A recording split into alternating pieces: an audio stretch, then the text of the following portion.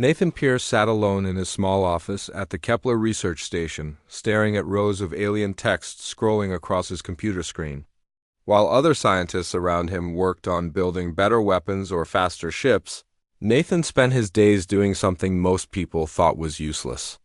He studied how aliens talked to each other and tried to understand why they acted the way they did. The 34-year-old man from Ohio had been doing this work for 15 years now. His colleagues often made jokes about him behind his back. They called his research a waste of time and money. Admiral Lisa Carter had even said once that studying alien feelings would not help win wars.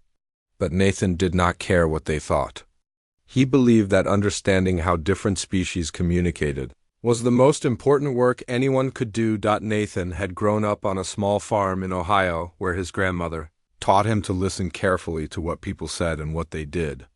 Not say she told him that the most important words were often the ones people kept inside their hearts. When Nathan went to college and studied languages, he remembered those lessons.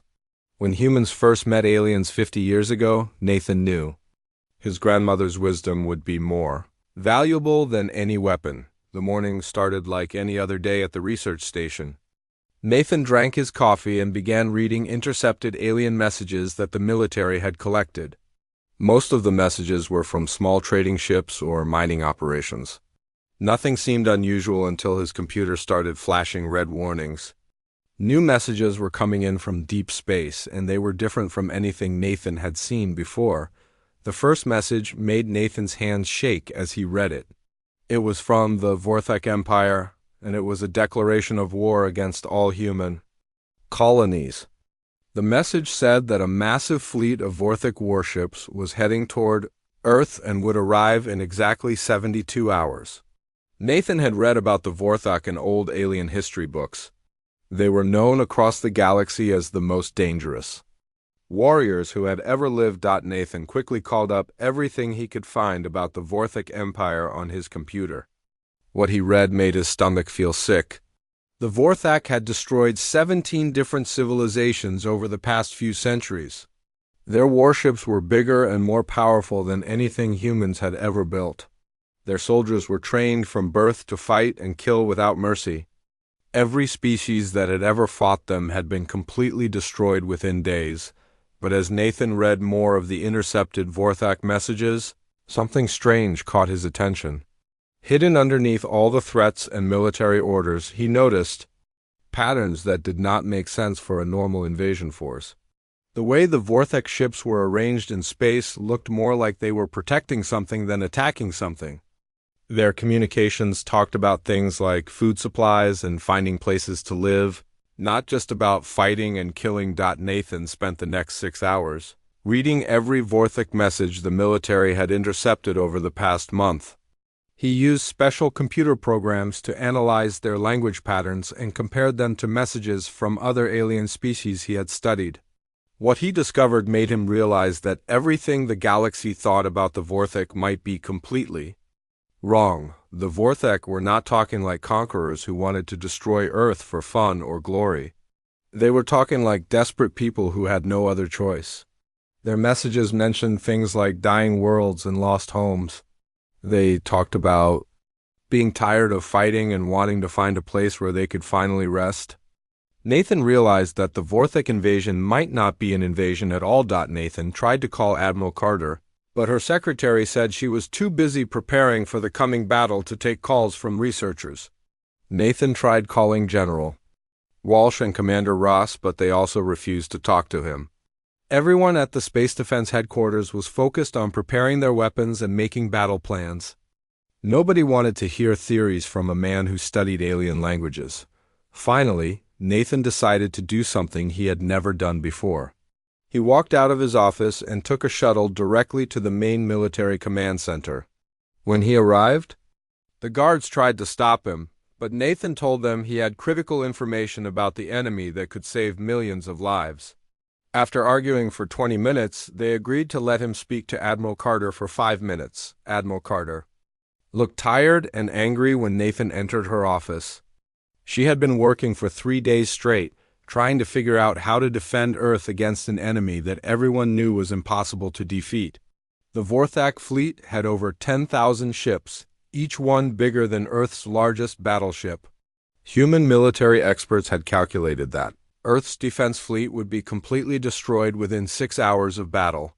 Nathan sat down across from Admiral Carter and took a deep breath. He knew that what he was about to say would sound crazy to a military officer who had spent her whole life learning how to fight wars. But he also knew that it might be the only chance to save both human and Vorthak lives.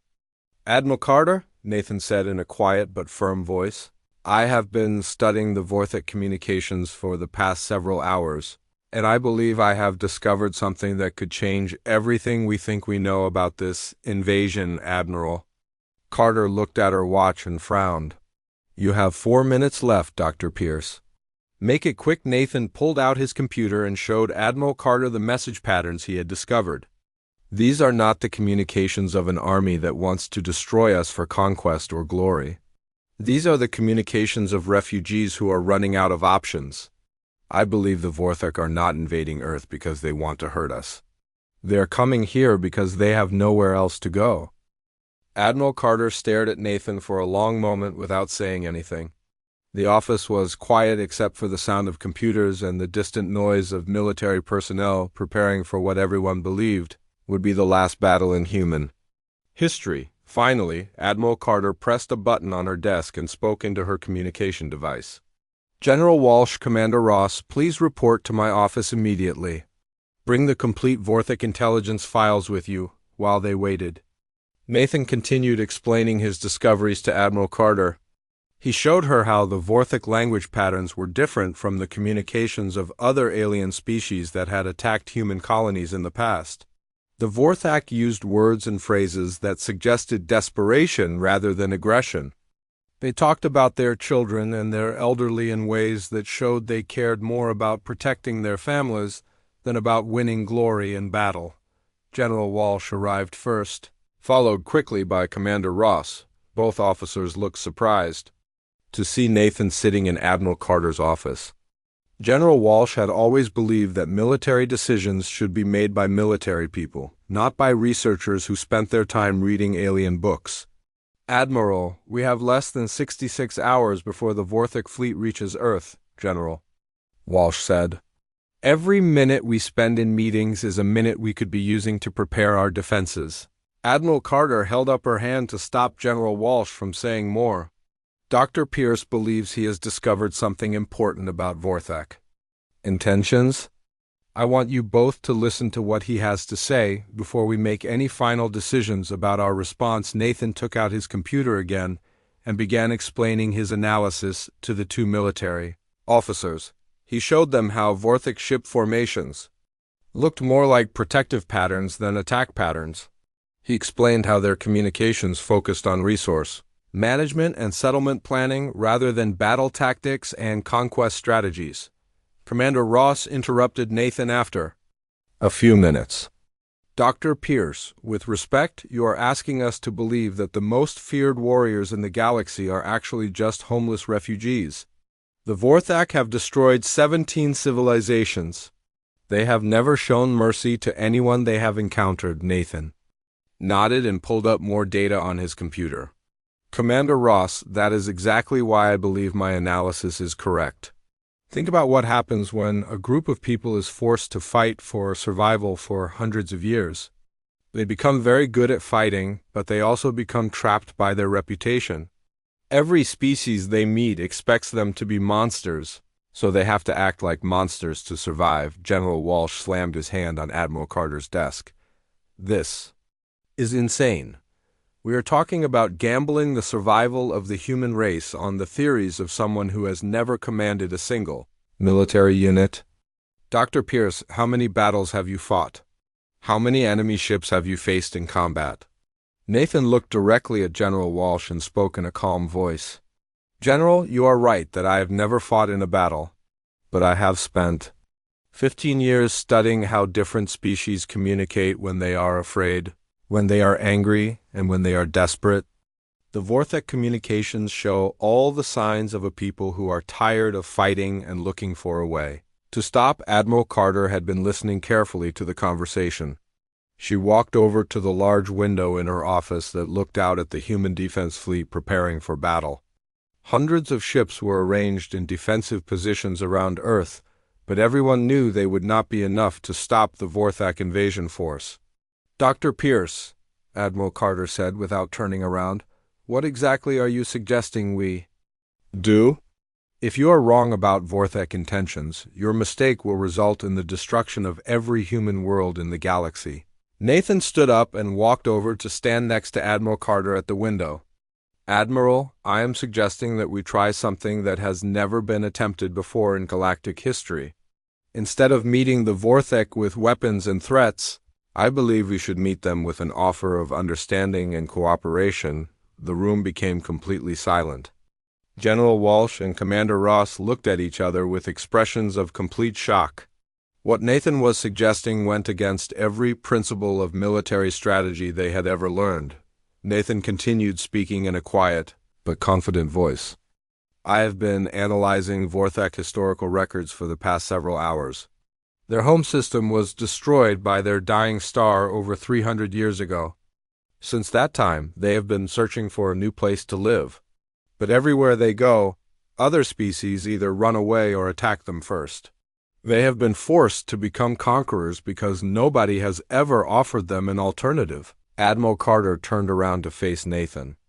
"And you believe that if we offer them an alternative, they will choose peace over conquest?" Nathan nodded. "I believe the Vorthak are more afraid of us than we are of them. They know that if they fail to find a new home soon, their entire civilization will die out. They are not attacking us because they want to hurt us. They are attacking us because they think it is the only way to save their people." Commander Ross shook her head. "Dr. Pierce, even if you are correct about Vorthak motivations, how do you propose we communicate this offer of cooperation? Our languages are completely different, and we have no established diplomatic protocols with their species." Nathan smiled for the first time since entering Admiral Carter's office. "Commander Ross, that is exactly the kind of problem I have been training to solve for the past 15 years. I have been studying Vorthak linguistic patterns and cultural references. I believe I can create a message that will communicate our peaceful intentions in a way they will understand and trust." General Walsh stood up from his chair.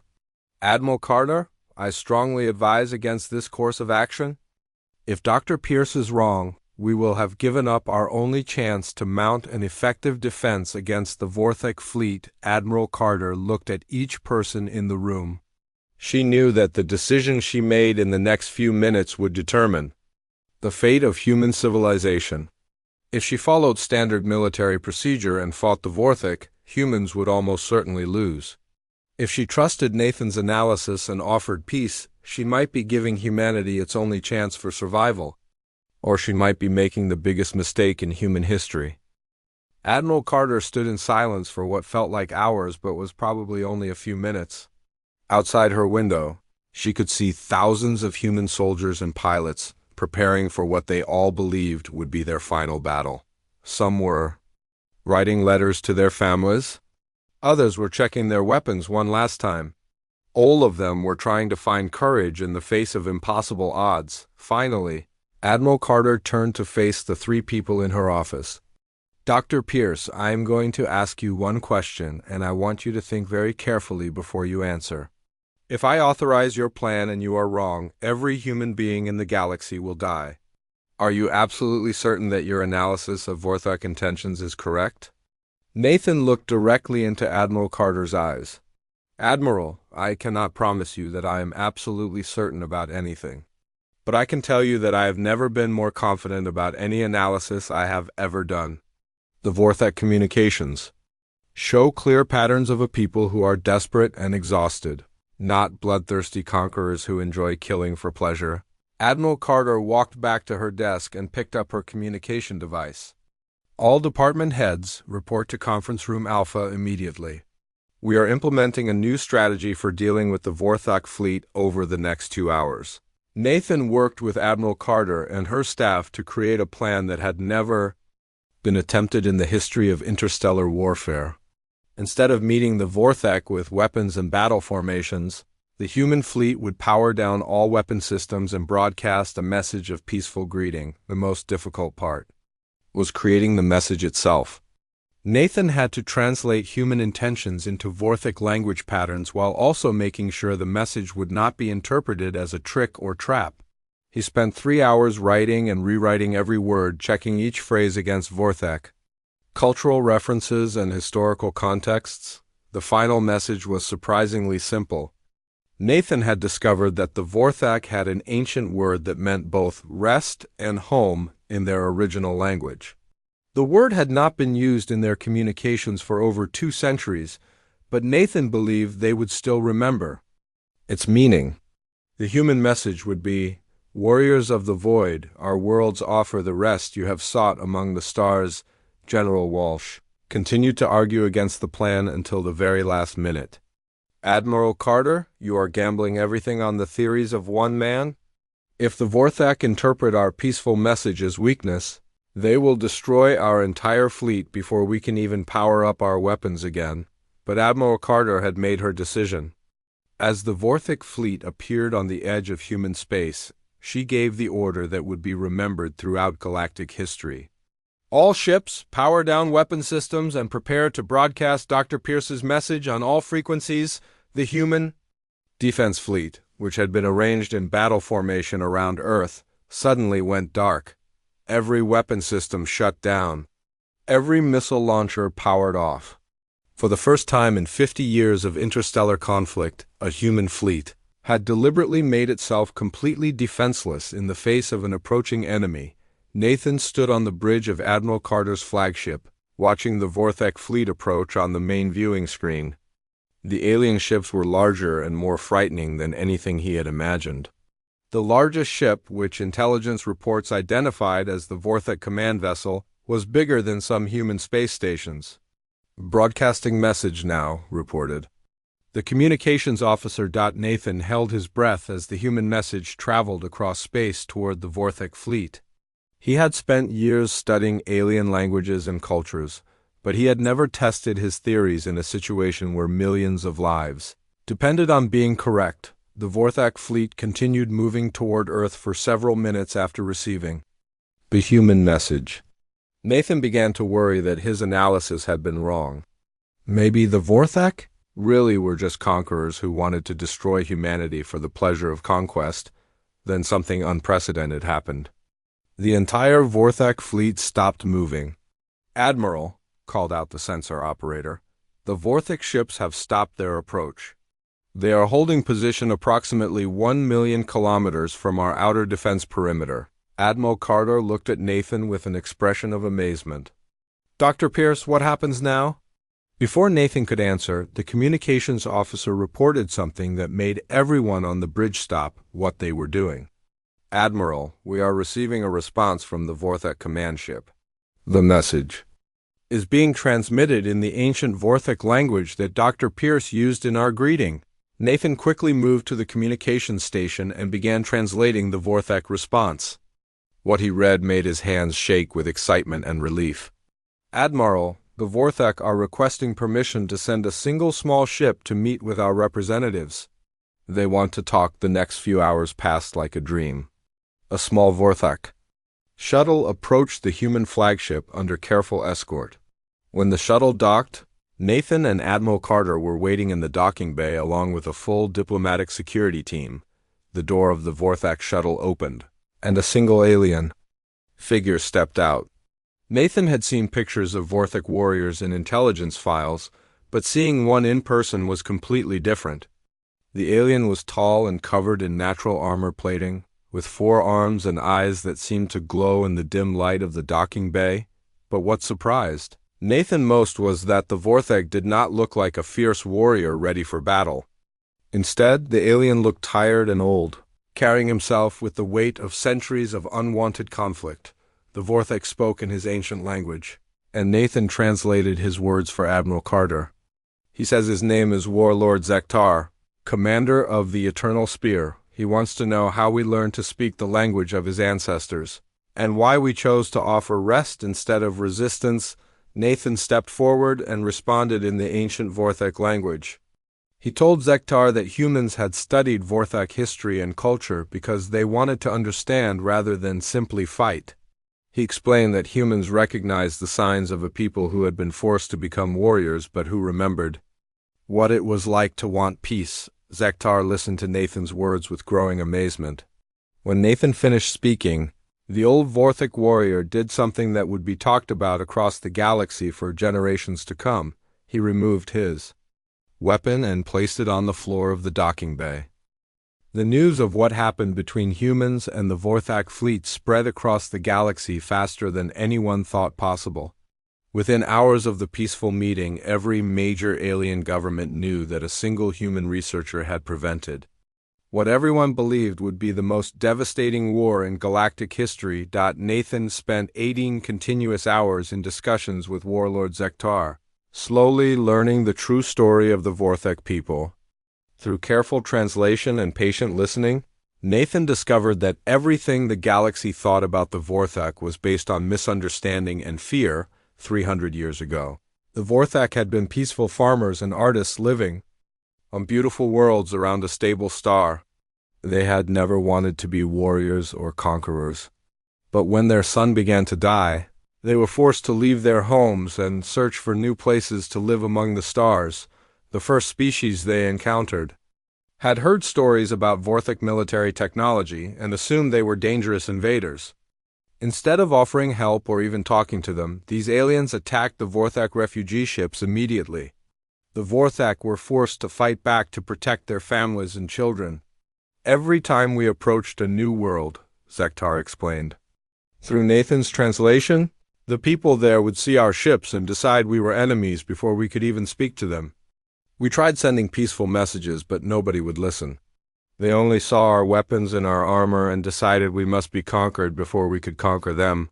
After decades of being attacked by every species they met, the Vorthak began to believe that fighting was the only way they could survive. Their children grew up learning to be warriors because that was the only skill that kept them alive. Their culture changed from one of peace and creativity to one of military discipline and conquest. We became the monsters that everyone expected us to be, Zektar told Nathan. But deep in our hearts, we never forgot the words of home and rest. When your message reached us in our ancient language, many of our warriors wept for the first time in decades. Admiral Carter listened to these translations with growing amazement.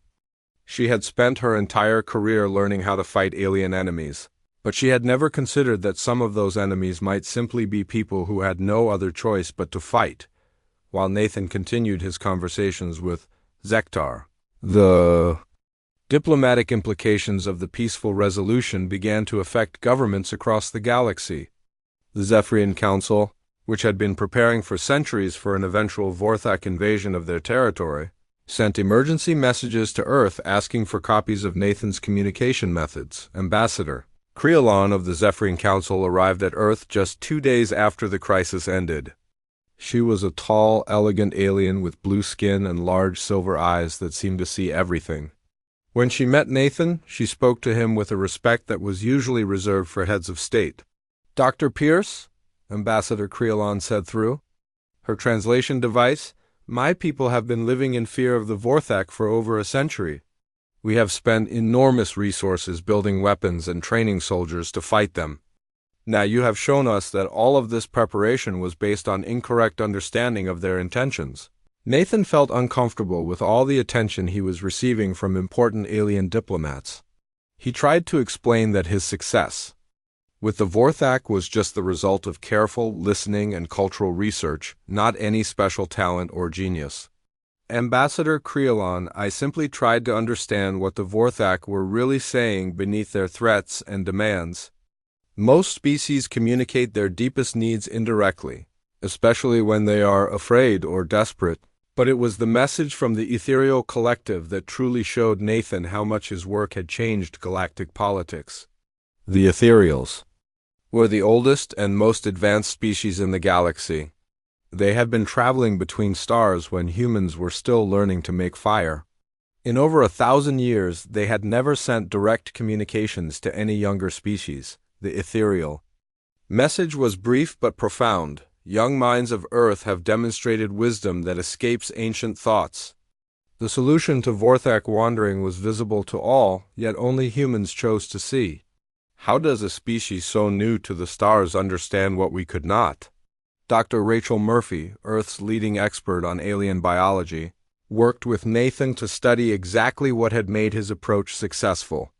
What they discovered changed how every human diplomat and researcher thought about communicating with alien species. Nathan had not just learned to translate alien languages. He had learned to identify the emotional and cultural context that shaped how different species expressed their needs and fears. His method looked beyond the surface meaning of alien communications to understand the deeper motivations and concerns that drove entire civilizations. Most diplomatic failures happen because we assume that other species communicate the same way we do, Nathan explained to Dr. Murphy. But every species has different ways of expressing fear, anger, hope, and desperation.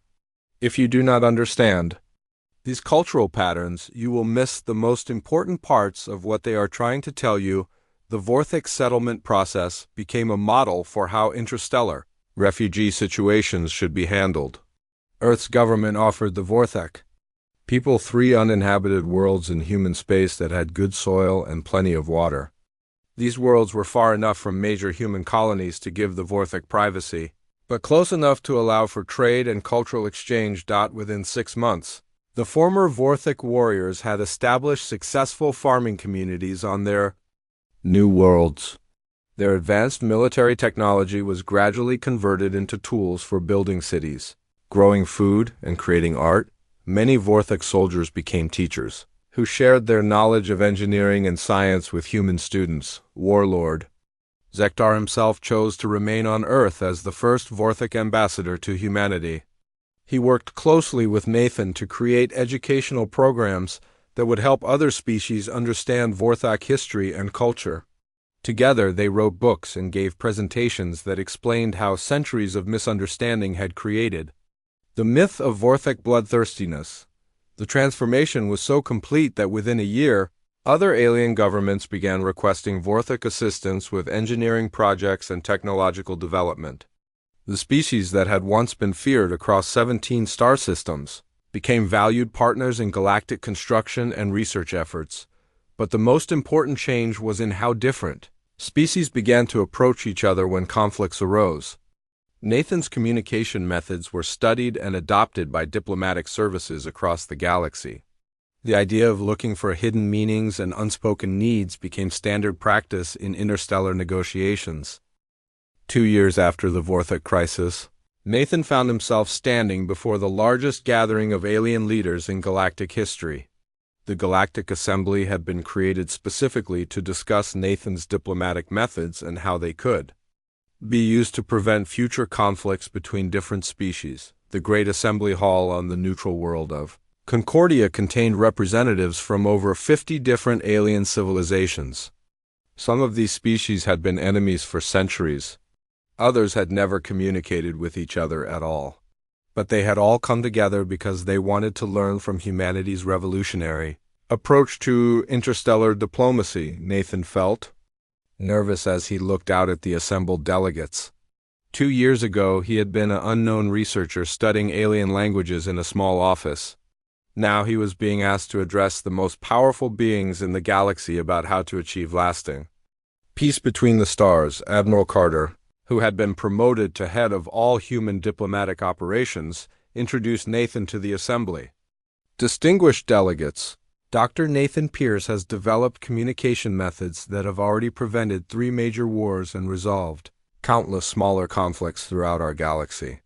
His approach represents a fundamental change in how we understand interspecies relations.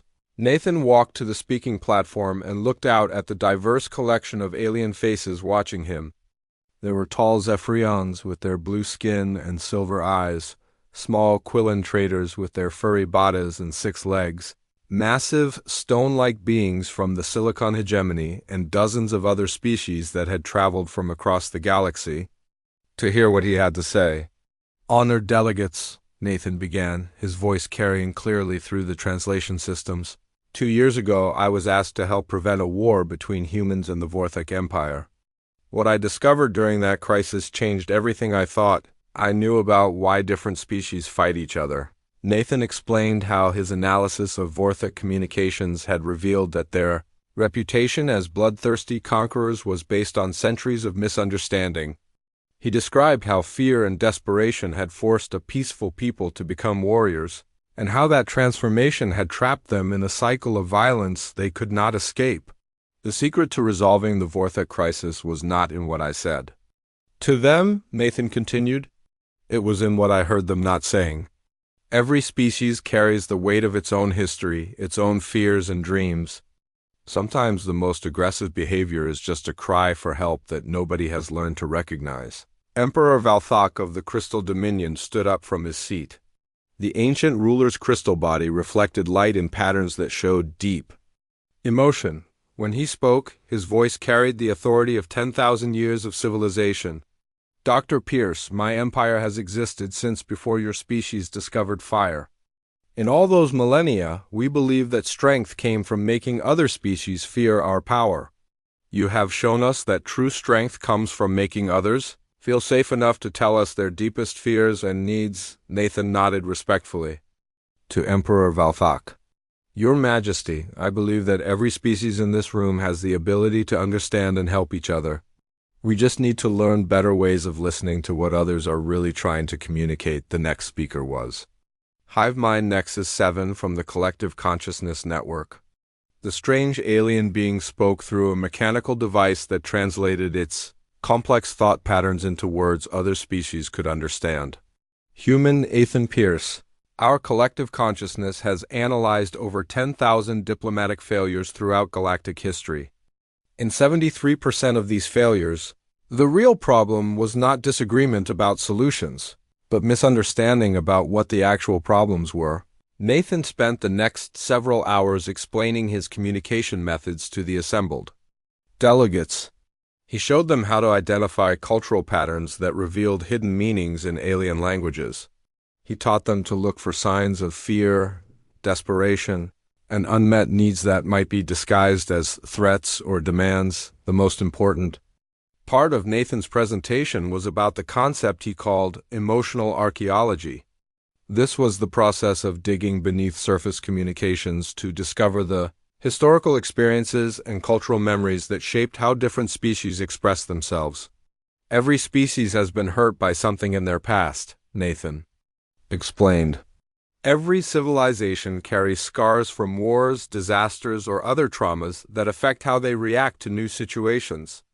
If you can identify these underlying fears and concerns, you can usually find ways to address them that do not require conflict. Ambassador Creelon of the Zephyrian Council stood up to share how Nathan's methods had already been used to resolve a centuries-old territorial dispute between her people and the Organic Alliance.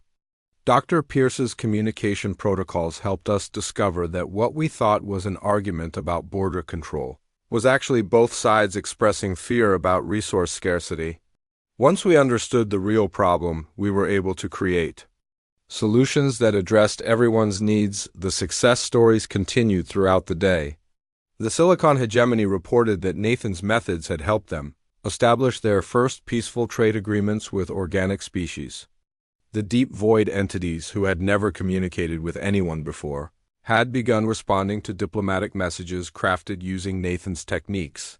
But the most dramatic example came from Warlord Zektar himself, who had traveled from the Vorthok settlement world specifically to address the assembly.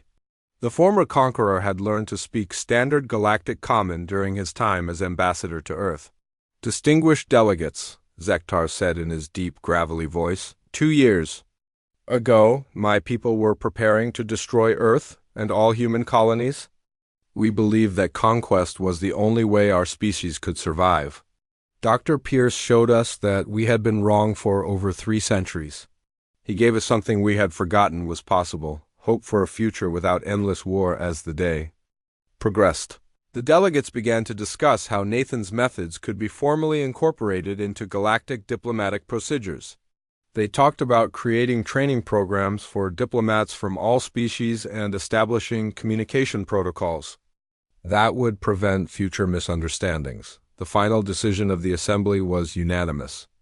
They voted to establish the Pierce Institute for Interspecies Understanding, with locations on 50 different worlds throughout the galaxy.